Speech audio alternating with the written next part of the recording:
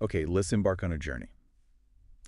Have you ever felt like you're an outsider, even maybe in your own home, just because you're pursuing something deeper, a Yep. different truth? Mm-hmm. That sense of not quite fitting in. Yeah, exactly. A quiet sense of difference, Mm. like you're just not quite on the same wavelength, especially as you delve into these bigger realities. Yeah. Beyond the everyday stuff. Right. So today we're embarking on a deep dive into some, well, truly profound teachings. These come from Elder Michael Johnson. He's a pastor, a master Hebraist of biblical law. Renowned, really. Considered the world's expert in the language of Paleo Hebrew, his insights are quite unique. Absolutely. And we're drawing from his serious lessons, the ones taught on Pilgrim Shadow, specifically his work, The Pilgrim Shadow, a parable of eternal sojourning, and its exploration of what he terms the Academy of Eternity. That Academy of Eternity. It's a powerful concept. It really is. Yeah. And you'll hear us use the name Jehovah quite a bit today. Elder Johnson specifically emphasizes this name, saying it reveals unique facets of the divine character. So our mission really is to explore what it truly means to be a pilgrim or a stranger in this world. To understand why we're here, even temporarily, what's the purpose? Exactly. And how this whole spiritual journey might, well, show up in unexpected ways, Yeah. sometimes challenging ways, right? Especially in our closest relationships. Definitely. It can cause ripples. We're going to challenge some fundamental assumptions, I think, about our place in the world and reveal some surprising facets of living with that eternal perspective. The kind Elder Johnson's mastery of Paleo Hebrew really illuminates. It really does. And it reveals a significant tension, something Elder Johnson brings right to the forefront immediately. He kind of compels us to quiet our hearts first. Set aside the noise. Yeah, the earthly distractions, the constant buzz of temporal concerns that cloud our spiritual understanding. He makes this really profound point. If we find ourselves constantly drawn to confusion, almost like it's entertainment. Like scrolling through chaos online. Exactly. Or if our hearts just habitually seek out the drama, the diversions of this world's media, especially when we should be on a spiritual quest, well, he says that reveals a soul not really aligned with its true spiritual nature. Oof, that's direct. It is. He says the spirit that truly belongs to Jehovah, it thirsts for truth, for crystal clarity, for that pure wisdom flowing directly from his presence. But a soul serving another master, as he puts it, it feeds on discord, vanity, the fleeting shadows of this fallen realm. So it's a call to examine our appetites, really. What are Correct. we truly hungry for? Precisely. It's uncomfortable, maybe, but essential. Do we hunger for substance, or are we just content, chasing shadows? That's a powerful challenge right out of the gate, confronting what we feed our souls. And it's fascinating how Elder Johnson then grounds us in this sobering truth about human life. He calls it a dark speech. It doesn't shy away from the hard stuff. Not at all. This foundational concept, this dark speech, it comes straight from Job 14, 1-2. It says, "Man that is born of a woman is a few days, and full of trouble. He cometh forth like a flower, and is cut down. He fleeth also as a shadow, and continueth not." Wow. Few days and full of trouble. Right, and it's not just about suffering, it's about the very nature of our earthly existence itself. Elder Johnson really digs into this imagery. Life as fleeting, brief, like a flower that's vibrant one moment and cut down, gone. Or a shadow. Exactly, a shadow. We're substantial enough to be seen, to walk around, but there's no permanent reality there. Shadows are always moving, fading, aren't they? Until the light fails and poof, they vanish. No trace left. It underscores that unsettling truth then. Gravity. Mm. Constant struggle. That's our lot here. According to this dark speech, yes. And it's not just Job. This idea echoes across Scripture. It's fundamental to our temporal condition. Think about Ecclesiastes 6:12. Remind me. It asks, "For who knoweth what is good for man in this life, all the days of his vain life, which he spendeth as a shadow? For who can tell a man what shall be after him under the sun?" See? It emphasizes the futility, the vanity, if you only look at it from an earthly view. Like it's all just empty striving. Potentially, yeah. And Psalm 144 says it again. "Man is like to vanity. His days are as a shadow that passeth away, like vapor, a breath, here then gone." And First Chronicles. Right, 1 Chronicles 29:15. "For we are strangers before thee, and sojourners, as were all our fathers. Our days on the earth are as a shadow, and there is none abiding." Elder Johnson uses this to talk about our vapor nature. Our earthly life has no inherent substance on its own. It can just disappear. We see that, don't we? When someone passes suddenly, their chair is empty. Silence. Exactly. Their earthly dreams just dissolve like mist. Our connection here is so tenuous, a thread that can snap anytime. So, okay, if we're just shadows, just vapor, brief, troubled lives, does that mean it's all meaningless? That feels incredibly bleak, almost despairing. Well, this is where Elder Johnson flips the script. He unearths this remarkable truth, turning that potential despair right on its head. What's fascinating is that this dark truth, it leads to profound hope. How so? He points out this crucial paradox, something his understanding of Paleo Hebrew really highlights. A shadow cannot exist without a substantial form casting it, and light. Okay, so the shadow implies something real is casting it. Precisely. We aren't meaningless phantoms just drifting around. He describes us as darkened projections of immortal spirits that belong to another dimension entirely. The very fact that we experience ourselves as shadows, that life is fleeting, troubled, it proves we're connected to something substantial. Permanent realities, things that transcend this material realm where flowers get cut down and shadows flee. Wow. Right, that changes everything. So our temporary nature actually points towards permanence. Exactly. It transforms potential despair into profound hope. Our troubled, brief existence here, it testifies to eternal realities, hidden from our normal sight, maybe, but governing every single moment of this shadow experience.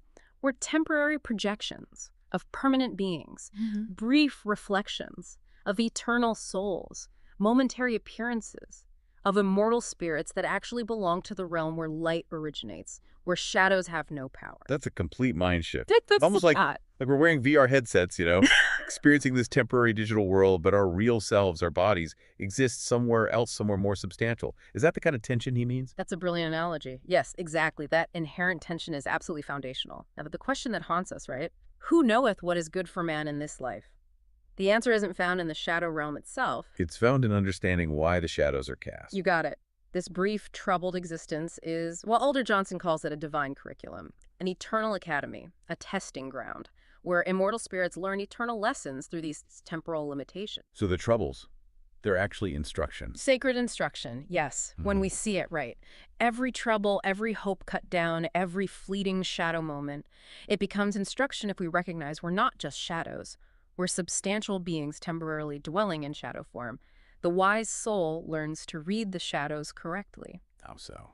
Earthly troubles point toward heavenly comforts. Temporal cutting prepares for eternal flourishing. Fleeting shadow movement trains us for permanent residence in the realm where light never fails. So even like a frustrating traffic jam, that could be a lesson. It could be, or a tough project at work, or just annoying chores. They aren't just inconveniences. They can be divine lessons in patience, perseverance, gratitude, shaping our character for an eternal reality where those struggles just don't exist. We're strangers and pilgrims passing through this shadow valley. But we carry within us the very light that casts these shadows, the substance creating the images, the eternal nature that belongs to the country where shadows are swallowed up in everlasting day. This idea of an eternal academy, it's truly transformative. Wow. So if we're in this divine curriculum, what does it mean for us personally, for our nature? You mentioned an analogy Elder Johnson uses. Yes, a really powerful one. He describes it as a spiritual metamorphosis. Think of a caterpillar becoming a butterfly. Right. One starts as a spiritual caterpillar, right? Content to crawl on earthly things, satisfied with temporal pleasures, limited to natural understanding, worldly appetites.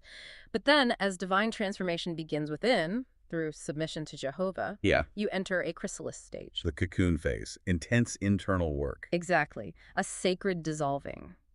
The old nature, the earthly attachments, they start to break down, and a new creation emerges through death to self and resurrection in Jehovah character. Wow, that sounds radical. A complete change. It is comprehensive. Your language starts reflecting eternal realities, not just temporal worries. Your customs align with heavenly patterns, not earthly traditions. Your understanding operates from Jehovah wisdom, not just human reasoning. It's a total realignment, inside out, guided by Jehovah's very essence. That sounds beautiful. A true spiritual rebirth. But it raises a tough question, doesn't it? If the transformation is that radical, what happens to relationships?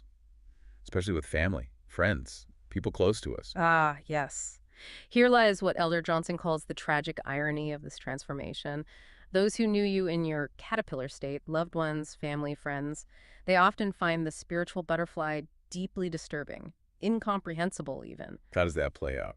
They respond with accusations. They might say the transformed person has become hateful or cold, distant, judgmental, unloving.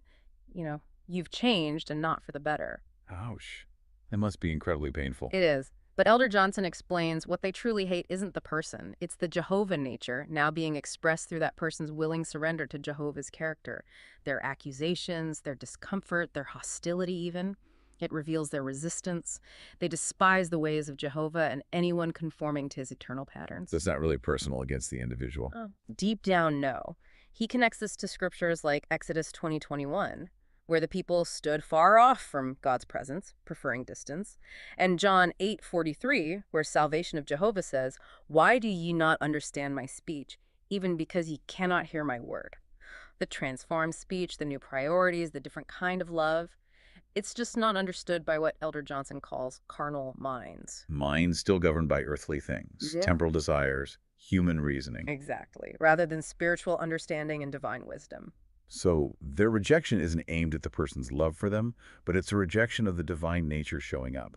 That's a crucial distinction, and often a painful one to live with, I imagine. Incredibly painful, but crucial. This persecution, this being misunderstood, it actually becomes painful proof of a deeper spiritual truth. They hated Jehovah first. Their hatred of the transformed person just reflects their deeper rebellion against divine authority, against the path of true righteousness. They were okay with the caterpillar. Right. Earthbound, content with the superficial. But the spiritual butterfly, that's offensive, because it demonstrates possibilities others refuse to embrace. It reveals transformations they resist. It embodies a surrender to Jehovah they won't make. So the rejection exposes their own resistance to Jehovah's ways. Yes. Their determination to stay a spiritual caterpillar rather than go through that death to self and resurrection required for the metamorphosis. The transformed person, just by being transformed, embodies a path others refuse.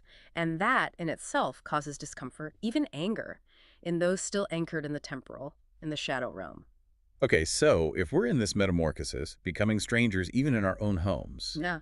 then where does our loyalty truly lie? This really gets to the heart of our true citizenship, doesn't it? Our ultimate allegiance. Absolutely. Elder Johnson hammers this home using 1 Chronicles 29:15 again, King David's confession. "For we are strangers before thee, and sojourners, as were all our fathers. Our days on the earth are as a shadow, and there is none abiding." He clarifies, this isn't defeat, it's a declaration of destiny. Our true citizenship isn't here. No. It's in Jehovah's eternal realm, not in these fleeting earthly kingdoms that rise and fall. And when you really grasp that, it totally reshapes how you view earthly achievements, relationships, possessions. How so? If we're truly foreigners here, just travelers passing through, then every position we get, every relationship, everything we own, it's just temporary provision for travelers passing through a foreign land. Our shadow nature proves it. We cast brief images on the ground of time, but our substantial forms belong to that eternal realm where shadows don't exist. It brings clarity amidst all the temporal chaos. So earthly life isn't the main event. It's more like a temporary assignment, a stopover, a training ground. Precisely. And recognizing that is the foundation for righteous living. We're called to live as representatives of another kingdom, ambassadors of an eternal government, like Salvation of Jehovah said in John 17:16. They are not of the world, even as I am not of the world. We belong to the world of righteousness to come. Exactly, a realm where truth and justice just are. So every decision, every word, every action, it either honors our true citizenship in that world to come, or it dishonors the kingdom we represent while we're here, sojourning in this fallen realm. So righteous living isn't just a burden then. Not when you see it this way. It becomes joyful anticipation of returning home. A deep longing for the place where righteousness isn't a struggle, but it's just naturally expressed. From our core, our practice now, our daily choices, it's training for a world where moral struggle ends, where even the idea of evil becomes like an unknown memory from the shadowy realm we once inhabited as strangers and pilgrims. We practice righteousness here, even though it's hard. Because we're training for a world where it will flow as naturally as breathing. This is profound, that we're pilgrims training for home. Yeah. It reframes everything. But how do these pilgrims, these strangers, navigate this world they don't belong to, while keeping their eyes on those eternal realities that seem so different from what's right in front of them? They do it through faith, a faith that goes beyond sight. Hebrews 11:13 talks about this. These all died in faith, not having received the promises, but having seen them afar off, and were persuaded of them, and embraced them, and confessed that they were strangers and pilgrims on the earth. Seeing them afar off. Yeah. What does that mean practically? It means believing in the eternal realities over the visible temporal stuff. maintaining unwavering hope based on spiritual perception, not just what our eyes see. These ancestors understood it. Proper navigation of this shadow existence requires trusting unseen realities. They lived their whole lives here as foreigners, travelers, never getting the full fulfillment of the promises in this realm. Yet they kept hoping. Unwaveringly.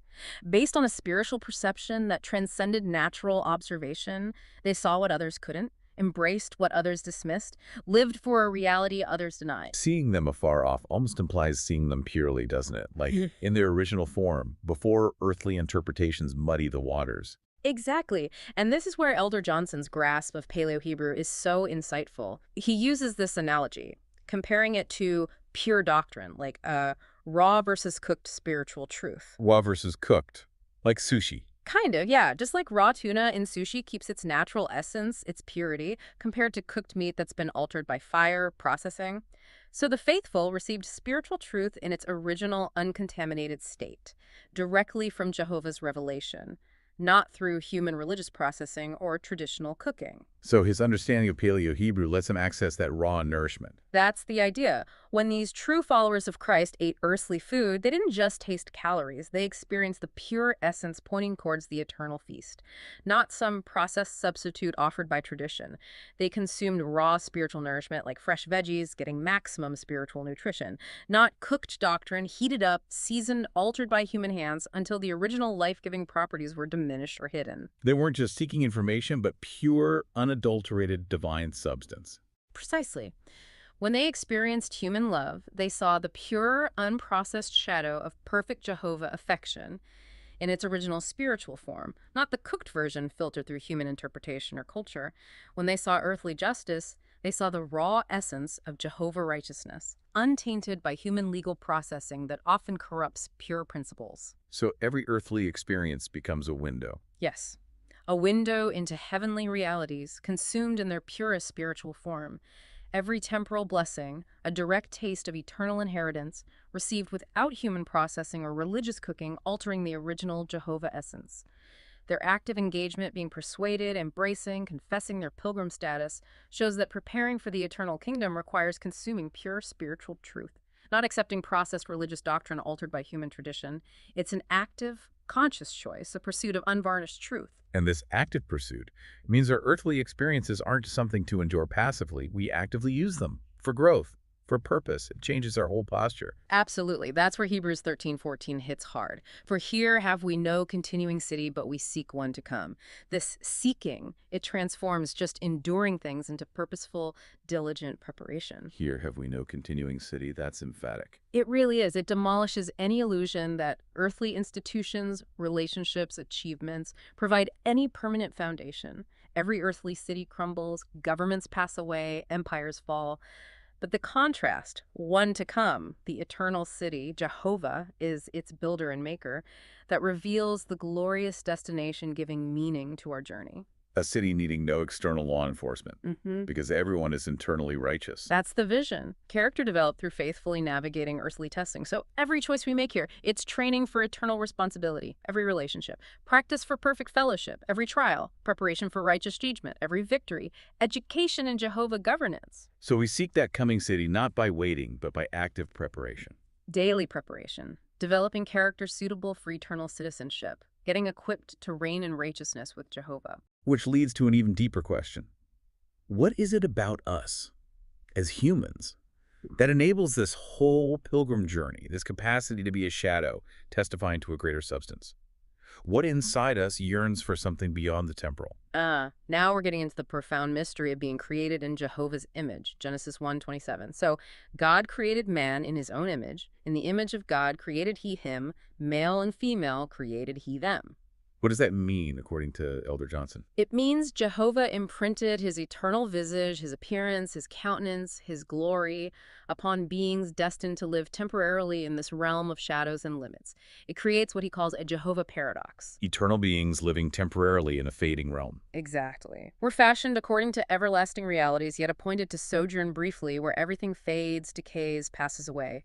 This divine image within us creates the essential tension making us strangers here, because we carry within our mortal frames the actual substance that casts these earthly shadows. We have internal realities that transcend the temporal, spiritual capacities he's beyond the material. Yes, Jehovah consciousness belonging to another dimension entirely. We're not just complex biology, we're expressions of eternal design. So we're literally living templates of eternity, even while we're here. Yeah, That explains so much. precisely. This divine image functions as an eternal pattern within us, a blueprint for our true selves. Every longing we feel for connection, purpose, peace, it points toward perfect fulfillment in Jehovah's realm. And beauty, love, truth. Every beauty we see here, a sunset, a selfless act, it reflects a superior glory in heaven. Every love we taste, familial, romantic, it shadows the perfect, unadulterated affection of Jehovah fellowship. Every truth we discover participates in an absolute wisdom governing eternal realities. We are, as Elder Johnson puts it, living templates of eternal patterns, walking blueprints of heavenly architecture, breathing demonstrations of Jehovah design temporarily housed in earthly vessels. Wow, that internal patterning. It gives us that innate yearning for more, doesn't it? It perfectly explains the restless heart. If we have eternity within us, then earthly things, no matter how wonderful, they could never truly satisfy that deep hunger. That's Ecclesiastes 3:11. Right. He hath made everything beautiful in his time. Also he hath set the world or eternity in their heart, so that no man can find out the work that God maketh from the beginning to the end. This eternal world of consciousness within us, this imprint of eternity, it leads to perpetual restlessness. We taste earthly pleasures but hunger for substance, achieve temporal goals but thirst for eternal purpose. Exactly. Experience limited human love but yearn for infinite, unconditional affection. Every earthly experience leaves us longing for something more, something deeper. Because we were created according to the pattern of eternal realities that surpass anything this temporary realm can offer. And this longing itself is part of the curriculum. Jehovah curriculum, yes. Earthly beauty teaches us to anticipate perfect glory. Temporal love prepares us for eternal fellowship. Limited human wisdom points us toward absolute truth. We experience shadows, but we hunger for substance because our internal pattern matches the eternal realities casting these shadows. But how do we even perceive these eternal patterns, these truths, while we're living immersed in the shadows, surrounded by the temporal? How does that inner compass work? Proverbs 20:27 gives us the sacred mechanism. The spirit of man is the candle of the Lord, searching all the inward parts of the belly. Our spirit, it serves as Jehovah's candle. An internal light. An internal light of understanding within this earthly realm. It's constantly illuminating the difference between shadow and substance, temporal and eternal, limited and infinite realities. Like an internal GPS, always pointing towards what's truly eternal and substantial, even amidst all the world's distractions and illusions. And this Jehovah light helps us use the world without being used by it. That's the idea. Enjoy temporal blessings without being enslaved. Participate in earthly relationships without mistaking them for the ultimate. It shows us how to extract eternal principles from temporal experiences, build character suitable for eternal citizenship through faithfully navigating temporary testing. It's an active internal guidance system. Which implies our bodies are incredibly sacred then. Far more than just flesh and blood if they house this eternal light, this Jehovah essence. They are indeed. Look at Wisdom of Solomon 2:23. For God created man to be immortal and made him to be an image of his own eternity. Now, this clarifies a crucial distinction. Which is? Immortality pertains to the Jehovah essence, our spirit, consciousness, inner being, not our flesh and blood, which are temporal vessels meant for decay. Jehovah put immortal essence into mortal clay, created eternal beings, images of his everlasting nature, housed temporarily in corruptible flesh. So our bodies are living sacrifices, holy temples. Not because the flesh is eternal, but because it houses the eternal. Precisely. They house immortal spirits and Jehovah's image. They're acceptable vessels, holy tabernacles, living altars where time and eternity meet, where corruptible flesh yields to imperishable spirit and mortal faculties submit to immortal purposes, becoming instruments for eternal expression. This body, this temporary vessel, it's the sacred ground for this whole profound journey. Okay, so if our bodies are these sacred vessels, housing Jehovah's image, his breath, what's our profound responsibility then in this academy of eternity? How do we actually render unto Jehovah what is his? Right, this is where it gets really practical, transforming abstract ideas into daily living. Matthew 22:21. Render therefore unto Caesar the things which are Caesar's, and unto God the things that are God's. Usually applied to taxes, civic duty. Yes, but Elder Johnson takes it deeper, applies it to our internal being. Because we bear Jehovah's image, carry his eternal nature within our mortal frames, we have to render back to him the Jehovah character, wisdom, love, peace, and joy he deposited within us through his breath of life. So our bodies become vehicles for returning his own qualities, expressed through us. Exactly. It's a profound stewardship of our very essence. And this connects to that idea in Genesis about replenishing the earth, not just physically, but spiritually. Precisely. Genesis 1:28. And God blessed them, and God said unto them, Be fruitful and multiply and replenish the earth. Elder Johnson, drawing on his Paleo Hebrew insights, offers this unique spiritual interpretation of replenishing. Which is? We're called to restore the earth with Jehovah character, to fill this shadow realm with expressions of eternal realities, to multiply spiritual fruit reflecting Jehovah's nature. So every interaction, every encounter Becomes an opportunity to express Jehovah character instead of fleshly nature. Multiply spiritual wisdom over human understanding. Restore Jehovah love instead of selfish affection. At work, home, in the community. Our bodies become instruments of cosmic restoration, vessels through which Jehovah replenishes creation with his own character, bringing glimpses of the eternal kingdom into this temporary world. Wow. But this implies an internal battle too, right? A constant choice about what rules inside us. The carnal mind or the Jehovah nature. Oh, absolutely. Proverbs 29:2 speaks directly to this internal governance. When the righteous are in authority, the people rejoice. But when the wicked beareth rule, the people mourn. Apply that internally. When Jehovah's righteous character rules our thoughts, emotions, actions, our whole being rejoices. Yes, divine order prevails within our earthly tabernacle, internal peace, joy.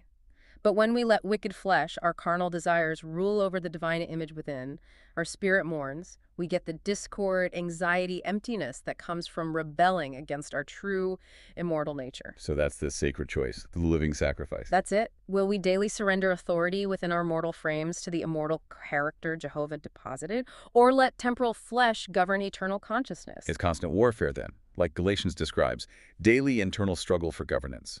Exactly. Galatians 5:17 lays it bare. For the flesh lusteth against the spirit, and the spirit against the flesh. And these are contrary, the one to the other, so that ye cannot do the things that you would. It's a daily battle.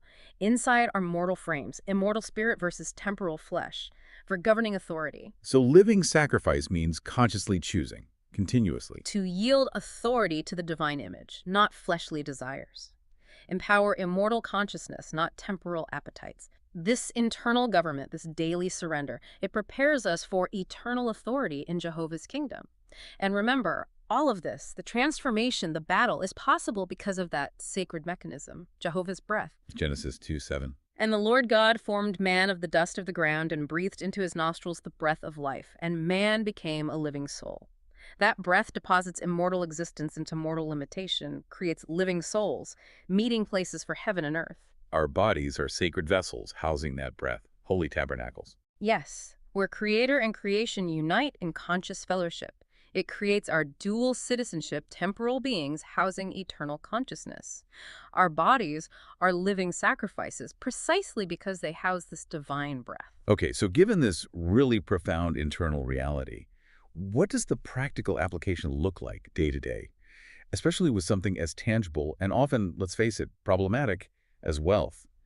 How does this divine education play out through earthly stewardship? Well, Ecclesiasticus 17:1-2 gives us a powerful foundation here. It says, The Lord created man of the earth and turned him into it again. He gave them few days and a short time, and power also over the things therein. Power over earthly things. Right. But just for a short time. Right. We have authority over earthly things, but not to be mastered by them.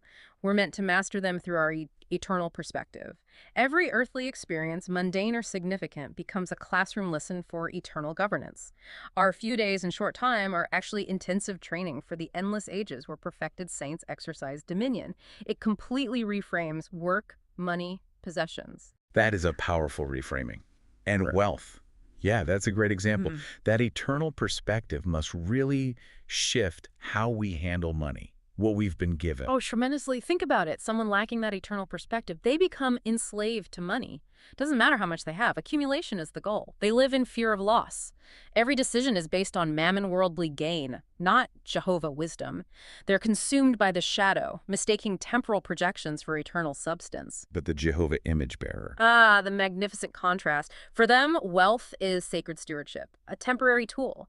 For practicing absolutely. When facing seasons of financial abundance, the spiritually mature person practices humility, right perspective, and liberality. They know earthly plenty tests their readiness for heavenly responsibility. Are they faithful with much? Do they stay humble? And when facing lack, poverty. They practice confidence, Jehovah dependence, satisfaction, spiritual peace. Knowing that in spiritual reality, they're rich in faith, they learn to trust unseen provision. Both conditions, abundance and scarcity, become sacred teachers, Jehovah guide experiences, preparing them to rule with understanding over the true riches in Jehovah's kingdom. So money's a servant, not a master. Mm-hmm. Abundance teaches humility. Scarcity teaches trust. You got it.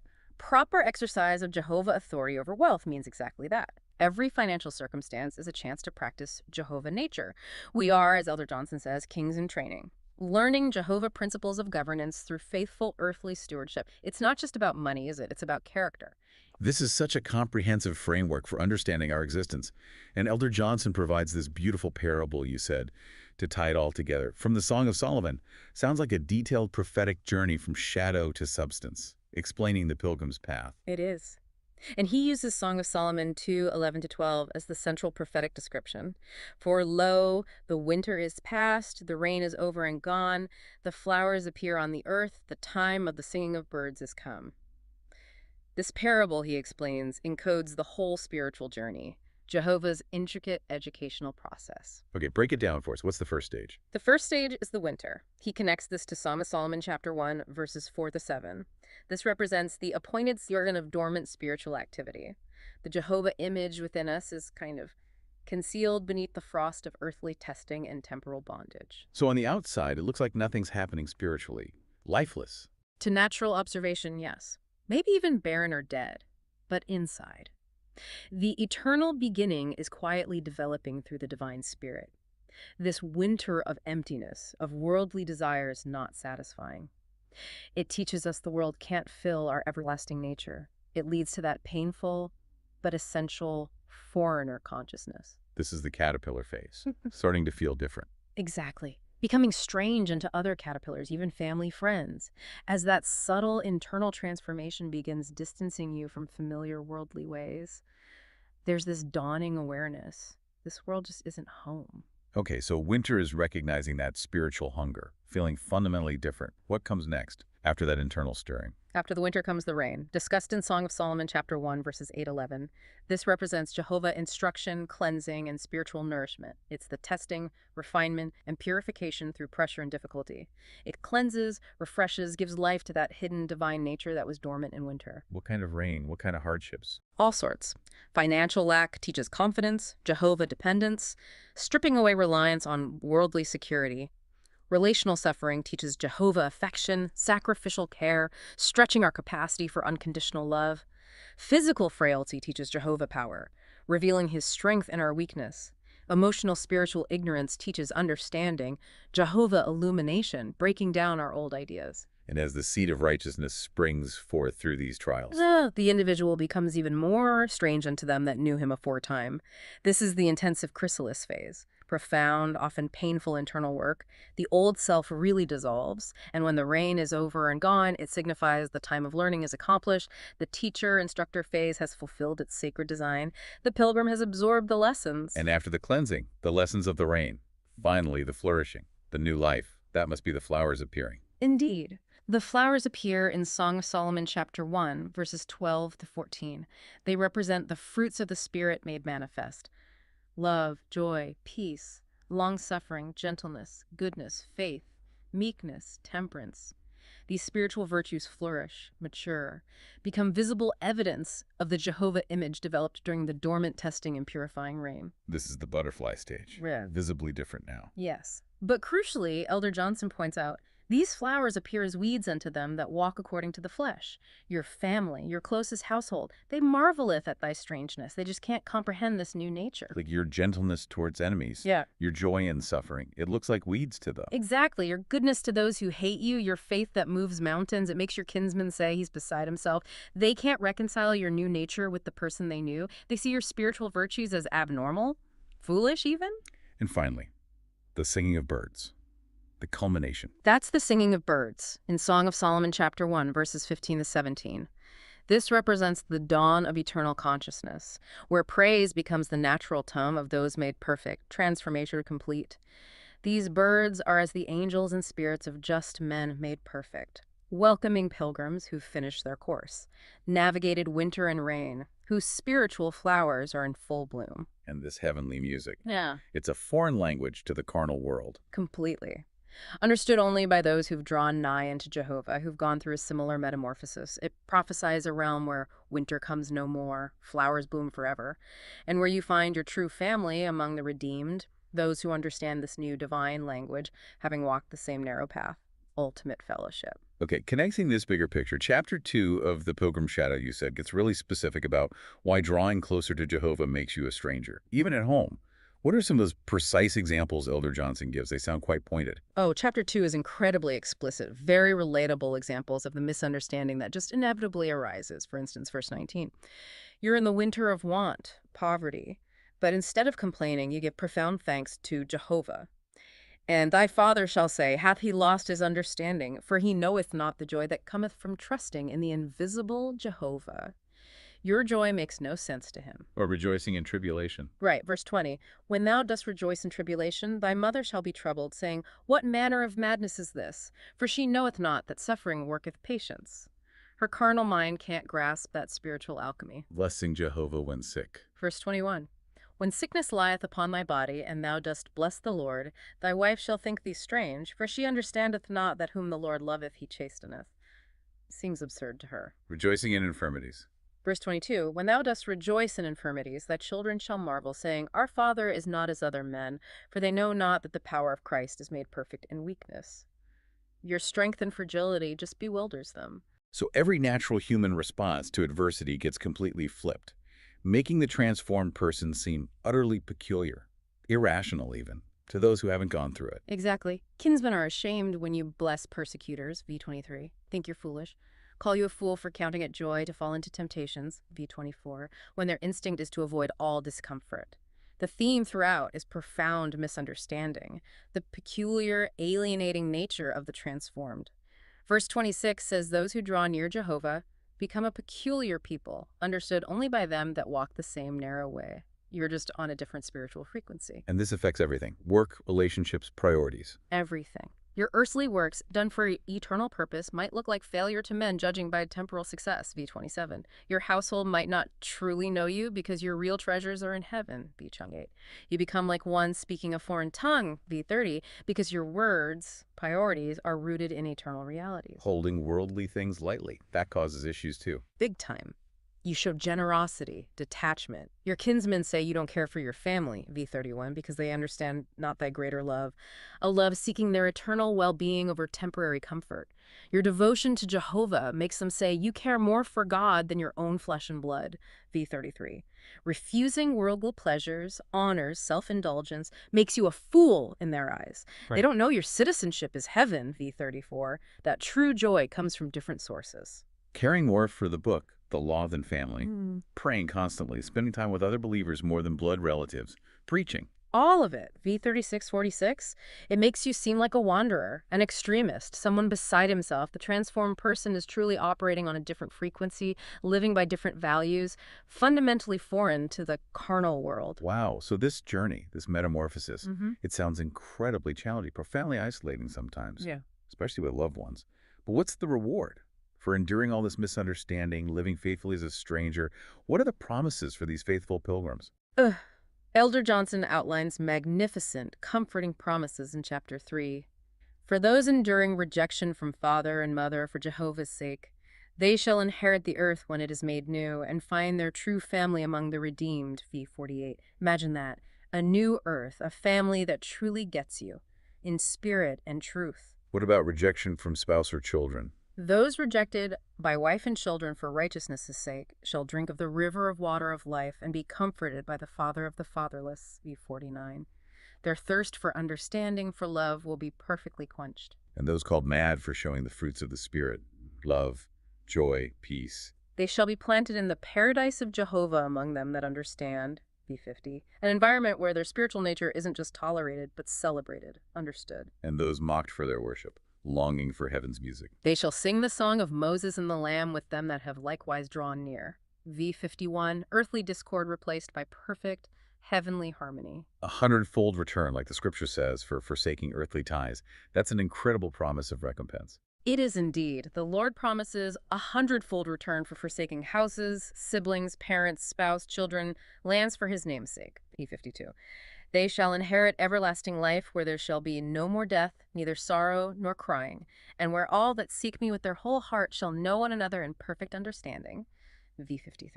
So that deep hunger for understanding, acceptance from those who don't know Jehovah, it finally ceases. It does, V54, because the Lamb will feed them with perfect truth and fellowship. They'll find their true fathers and mothers, true wives and children in the Spirit among the redeemed. V55, a family bound by eternal truth, not just temporary ties. And the strangeness, the misunderstanding. In that glorious day, the strangeness shall flee away, and the misunderstanding of kinsmen shall be remembered no more. V57, 58. The winter of loneliness, alienation experienced among your earthly household, it shall be forgotten in the eternal spring. V58. Where all who sought Jehovah wholeheartedly understand one another perfectly.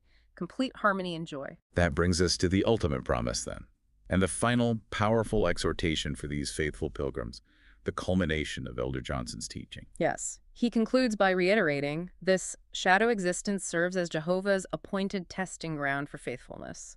Our faithfulness as pilgrims transforms the shadow existence from meaningless suffering into purposeful preparation for eternal glory. So when we faithfully endure hardship, love enemies, steward resources, we're not just getting through. We're proving ourselves worthy of heavenly riches, qualifying for authority over eternal treasures. The shadow realm becomes our proving ground, our sacred school. Then he gives this powerful, sobering exhortation from 1 Peter 1:13-17. Read it for us. Wherefore, gird up the loins of your mind, be sober, and hope to the end for the grace that is to be brought unto you at the revelation of salvation of Jehovah the Messiah, as obedient children, not fashioning yourselves according to the former lusts in your ignorance. But as he which hath called you is holy, so be ye holy in all manner of conversation. Because it is written, Be ye holy, for I am holy. And if ye call on the Father, who without respect of persons judgeth according to every man's work, pass the time of your sojourning here in fear. Sobering indeed. A vital warning. A warning that many will lose faithfulness, they'll mistake shadows for substance, settle comfortably in the foreign land, forget their true home, but the ultimate promise for those who maintain unwavering faithfulness as strangers and pilgrims. Faithfulness is rewarded with perfect fellowship and everlasting joy in the glorious, unmediated presence of Jehovah Almighty. Wow. So today we've unpacked Elder Michael Johnson's really profound teachings on our pilgrim status in the Academy of Eternity. It reveals how this journey, from shadow to substance, transforms us into these, well, peculiar beings, yet ultimately perfected. Peculiar to the world, but aligned with eternity. Right. And understanding this perspective, it changes how you view challenges, doesn't it? Relationships, success.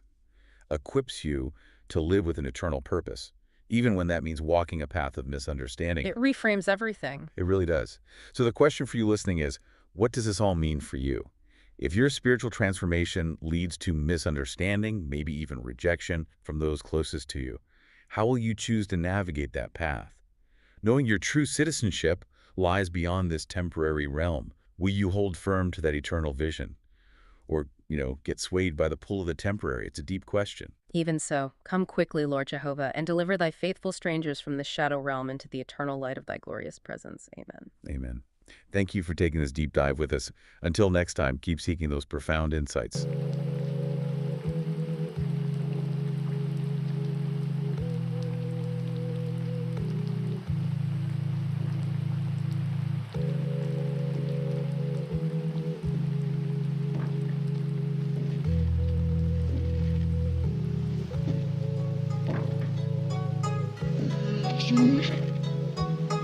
Top house.